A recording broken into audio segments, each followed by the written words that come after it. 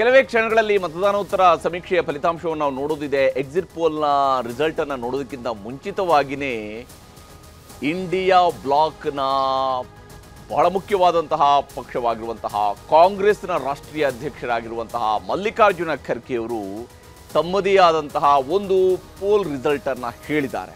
ನಾವು ಎಷ್ಟು ಗೆಲ್ತೀವಿ, ಇಂಡಿಯಾ ಬ್ಲಾಕ್ ಎಷ್ಟು ಗೆಲ್ಲುತ್ತೆ ಅನ್ನೋದನ್ನ ಮಲ್ಲಿಕಾರ್ಜುನ ಖರ್ಗೆ ಅವರೇ ವಿವರಿಸಿದ್ದಾರೆ. ನಿಮಗೆ ತೋರಿಸ್ತೀನಿ. बीजेपी और उनके साथी लोग खास करके एग्जिट पोल पे बहुत वो लोग चर्चा करेंगे और इसीलिए लोगों में कंफ्यूजन नहीं होना और वो जो नैरेटिव देने की कोशिश कर रहे हैं उसको हमने सच्चाई इस देश के लोगों को बताना चाहते हैं. इंडिया गठबंधन कम से कम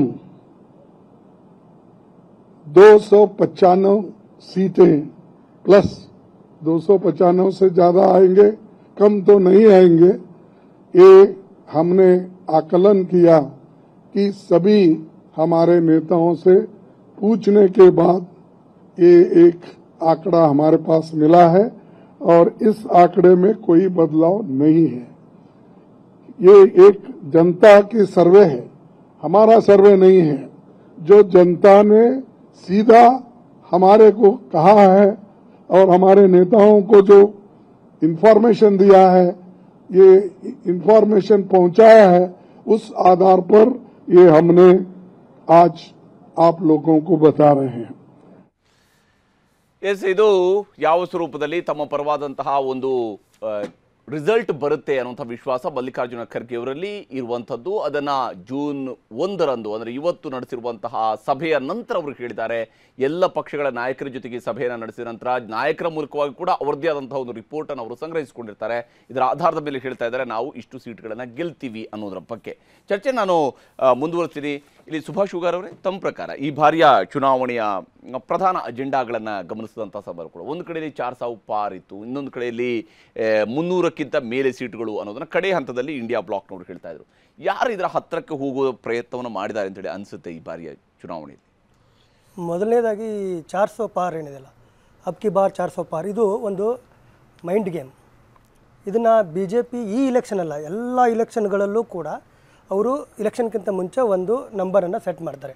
ಅಂದರೆ ಅಷ್ಟು ನಾವು ಗೆಲ್ತೀವಿ ಅಂತಲ್ಲ, ಅಷ್ಟನ್ನು ನಾವು ಗೆಲ್ಲುವ ಟಾರ್ಗೆಟ್ ಇಟ್ಕೊಂಡಿದ್ದೀವಿ ಅಂತ ಅಥವಾ ಅವ್ರ ಕೇಡರನ್ನ ರಿಚಾರ್ಜ್ ಮಾಡಲಿಕ್ಕೆ ಇರ್ಬೋದು. ಆ ಥರದ್ದು ಒಂದು ಮೈಂಡ್ ಗೇಮನ್ನು, ಒಂದು ಸ್ಟ್ರಾಟಜಿ, ಒಂದು ಟ್ಯಾಕ್ಟಿಕ್ಸನ್ನು BJP ನಾಯಕರು ಮೊದಲಿಂದನೂ ಕೂಡ ಮಾಡ್ಕೊಂಡು ಬಂದಿದ್ದಾರೆ. ಪ್ರತಿ ಇಲೆಕ್ಷನ್ನಲ್ಲೂ ಕೂಡ ಈ ಮಾತನ್ನು ಅಮಿತ್ ಶಾ ಹೇಳ್ತಾಯಿದ್ರು, ಒಂದು ಟಾರ್ಗೆಟನ್ನು ಸೆಟ್ ಮಾಡ್ತಾಯಿದ್ರು. ವೆಸ್ಟ್ ಬೆಂಗಾಲಲ್ಲೂ ಕೂಡ ಒಂದು ಟಾರ್ಗೆಟ್ ಸೆಟ್ ಮಾಡಿದರು, ಕರ್ನಾಟಕದ ಅಸೆಂಬ್ಲಿ ಎಲೆಕ್ಷನಲ್ಲಿ ಕೂಡ ಒಂದು ಟಾರ್ಗೆಟ್ ಸೆಟ್ ಮಾಡಿದರು, ಎಲ್ಲ ಕಡೆಗಳಲ್ಲೂ ಕೂಡ ಮಾಡಿದರು. ಆದರೆ ಕೆಲವು ಕಡೆಗಳಲ್ಲಿ ಅಚೀವ್ ಮಾಡಿದರು, ಕೆಲವು ಕಡೆಗಳಲ್ಲಿ ಅಚೀವ್ ಮಾಡಲಿಕ್ಕಾಗಲಿಲ್ಲ. It is quite possible.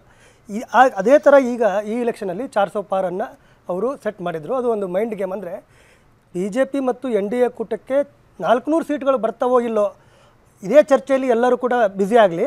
ಆದರೆ ಆ್ಯಕ್ಚುಲಿ ಬೇಕಾಗಿರೋದು 272. ಆ 272 ಅನ್ನು ನಾವು ಈಸಿಯಾಗಿ ನಾವು ಇದನ್ನು ಮಾಡ್ಬೋದು, ಅಚೀವ್ ಮಾಡ್ಬೋದು ಅನ್ನೋ ಒಂದು ಪ್ರಯತ್ನ, ಆ ಥರದ ಒಂದು ಅವ್ರದ್ದು ಒಳವಾಗಿ ಒಂದು ಸ್ಟ್ರಾಟಜಿ ಇದ್ದಿರ್ಬೋದು. ಅದು ಆ ಒಂದು ಕಾರಣದಿಂದ ಅವರು ಆ ಮಾತನ್ನು ಹೇಳಿದರು. ಆದರೆ ಚುನಾವಣಾ ಪ್ರಚಾರ ನಡೆದ ರೀತಿ, ನೀವು ಹೇಳಿದ್ರಲ್ಲ ಯಾವ್ಯಾವ ರೀತಿ ಇಶ್ಯೂಗಳು ಚುನಾವಣೆ ಪ್ರಚಾರ ಸಂದರ್ಭಗಳಲ್ಲಿ ರೈಸ್ ಆದವು, ಯಾವ ವಿಚಾರಗಳನ್ನು NDAದವರು ಎತ್ತಿದ್ರು, ಯಾವ ವಿಚಾರಗಳನ್ನು ಇಂಡಿಯಾ ಬ್ಲಾಕ್ನವರು ಎತ್ತಿದ್ರು, ಇದೆಲ್ಲವನ್ನು ಗಮನಿಸಿದಾಗ ಮತ್ತು ವಿಶೇಷವಾಗಿ ಹಿಂದಿ ಹಾರ್ಟ್ಲ್ಯಾಂಡ್ ಅಂತ ಏನು ಬಿಹಾರ, UP, ಮಧ್ಯಪ್ರದೇಶ್, ರಾಜಸ್ಥಾನ್ ಈ ರಾಜ್ಯಗಳಿದಾವಲ್ಲ, ಈ ರಾಜ್ಯಗಳಲ್ಲಿ ಜನರ ಒಂದು ಎರಡು ಕೂಟಗಳ ಒಂದು ಚುನಾವಣಾ ರ್ಯಾಲಿ ಸಂದರ್ಭಗಳಲ್ಲಿ ಸಿಗ್ತಾ ಇದ್ದಂಥ ಒಂದು ಅಭಿಪ್ರಾಯಗಳನ್ನೆಲ್ಲ ನೋಡಿದಾಗ ಅದು ಎಲ್ಲೋ ಒಂದು ಕಡೆ ಅವರು 400 ಪಾರ್ ಒಂದು ಹಂತದೊಳಗಡೆ ಇದನ್ನು ನಾವು ಹೇಳಿ ಮಿಸ್ಟೇಕ್ ಮಾಡಿದ್ವೇನೋ ಅಂತೂ ಕೂಡ ಅನಿಸಿರ್ಬೋದು ಅವ್ರಿಗೆ. ಅದಕ್ಕೆ ಕಾರಣ ಏನು ಅಂತಂದರೆ ವಿರೋಧ ಪಕ್ಷದವರು, ವಿಶೇಷವಾಗಿ ಕಾಂಗ್ರೆಸ್ ಮತ್ತು ಉಳಿದೆಲ್ಲ ಪಾರ್ಟಿಗಳು BJP 400 ಸೀಟ್ಗಳನ್ನು ತಗೊಂಡು ಸಂವಿಧಾನವನ್ನು ಬದಲಾವಣೆ ಮಾಡಲಿಕ್ಕೆ ಹೊರಟಿದೆ, ಮೀಸಲಾತಿಯನ್ನು ಕಿತ್ಕೊಳ್ಳಿಕ್ಕೆ ಹೊರಟಿದೆ ಅನ್ನೋದನ್ನು ಭಾಳ ಜೋರಾಗಿ ಪದೇ ಪದೇ ಪದೇ ಪದೇ ಹೇಳಿದರು.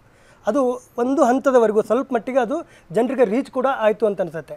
ಯಾಕಂದರೆ BJP ಅನೇಕ ನಾಯಕರು, ಮೋದಿ ಹೇಳಿರಲಿಕ್ಕಿಲ್ಲ, ಅಮಿತ್ ಶಾ ಹೇಳಿರಲಿಕ್ಕಿಲ್ಲ, ಆದರೆ BJP ಅನೇಕ ನಾಯಕರು ನಮ್ಮ ಅನಂತಕುಮಾರ್ ಹೆಗಡೆ ಅಂತವರು ಬಹಳಷ್ಟು ಜನ ಅವರೇ ಮುನ್ನುಡಿ ಬರೆದವರು ಅವರು ಈ 400 ನಂಬರ್ ಹೇಳ್ತಿದ್ದಾಗನೆ ಮುನ್ನುಡಿ ಬರ್ತಿದ್ದೆ ಅವರು ಇದು ನಮಗೆ ಯಾಕೆ ಬೇಕು ಅಂದ್ರೆ ಇದಕ್ಕೆ ನಮಗೆ ಸಂವಿಧಾನವನ್ನು ಬದಲಾವಣೆ ಮಾಡಲಿಕ್ಕೆ 400 ಸೀಟ್ ಬೇಕು ಅಂತ. ನಾಟ್ ಜಸ್ಟ್ ಅನಂತಕುಮಾರ್ ಹೆಗಡೆ ಆದ ನಂತರ ಇನ್ನೂ ಈ ಥರದ್ದು 4-5 ಜನ ಬಿಜೆಪಿಯ ದೊಡ್ಡ ದೊಡ್ಡ ನಾಯಕರು ಇದನ್ನೆಲ್ಲ ಹೇಳಿದರು.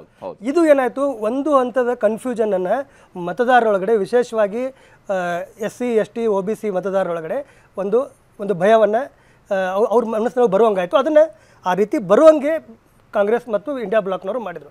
ಈ ಕಾರಣಕ್ಕಾಗಿ ನೋಡಿದಾಗ ಈ 400 ಪಾರ್ ಅಚೀವ್ ಮಾಡೋದು ನನಗೇನು ಅವರು ರೀಚ್ ಆಗ್ತಾರೆ ಅಂತ ಅನಿಸ್ತಾ ಇಲ್ಲ. ಅದು ಕಡಿಮೆ ಇರುತ್ತೆ ಎಷ್ಟರ ಮಟ್ಟಿಗೆ. ಆಮೇಲೆ ಏನು ಎಲ್ಲ ಎಕ್ಸಿಟ್ ಪೋಲ್ಗಳ ಇನ್ನೂ ರಿಸಲ್ಟ್ಗಳು ಬರಬೇಕು. ಎಕ್ಸಿಟ್ ಪೋಲ್ ಬಂದರೂ ಕೂಡ ಇದು ಎಕ್ಸಾಕ್ಟ್ ರಿಸಲ್ಟ್ ಅಲ್ಲ, ಅದು 4ನೇ ತಾರೀಕಿಗೆ ಬರಬೇಕು. ಆದರೆ ಎಕ್ಸಿಟ್ ಪೋಲ್ ಬಂದ ಮೇಲೂ ಕೂಡ ನಾವು ನೋಡೋದಾದರೆ ಕಾಂಗ್ರೆಸ್ಗೆ ಎಷ್ಟು ಅಥವಾ ಇಂಡಿಯಾ ಬ್ಲಾಕಿಗೆ ಎಷ್ಟು ಈ ಎಲ್ಲ ಎಕ್ಸಿಟ್ ಪೋಲ್ಗಳು ಕೊಡೋ ಸಾಧ್ಯತೆ ಇದೆ. ಅದಕ್ಕಿಂತ ಮಚ್ ಬೆಟರ್ ಒಂದು ಅಚೀವ್ ಮಾಡುವಂಥ ಚಾನ್ಸಸ್ ನನಗೆ ಕಂಡು ಬರ್ತಾ ಇದೆ. ಓಕೆ ಹುಗಾರ್ ಅವರು, ಇಲ್ಲಿ ಕನ್ನಡಿಗರ ನೆಚ್ಚಿನ ನ್ಯೂಸ್ 18 ಕನ್ನಡ ಈಗ ವಾಟ್ಸ್ಆಪ್ನಲ್ಲೂ ಲಭ್ಯ. ಕರ್ನಾಟಕ, ದೇಶ ವಿದೇಶಗಳ 360 ಡಿಗ್ರಿ ಸುದ್ದಿಯ ವಿವರಗಳನ್ನ ನಿಮ್ಮ ಕೈ ಬೆರಳುಗಳಲ್ಲೇ ಪಡಿಲಿಕ್ಕೆ ಈ QR ಕೋಡ್ ಅನ್ನ ಸ್ಕ್ಯಾನ್ ಮಾಡಿ, ನಮ್ಮ ಚಾನಲ್ ಫಾಲೋ ಮಾಡಿ, ನೋಟಿಫಿಕೇಶನ್ ಆನ್ ಮಾಡಿ.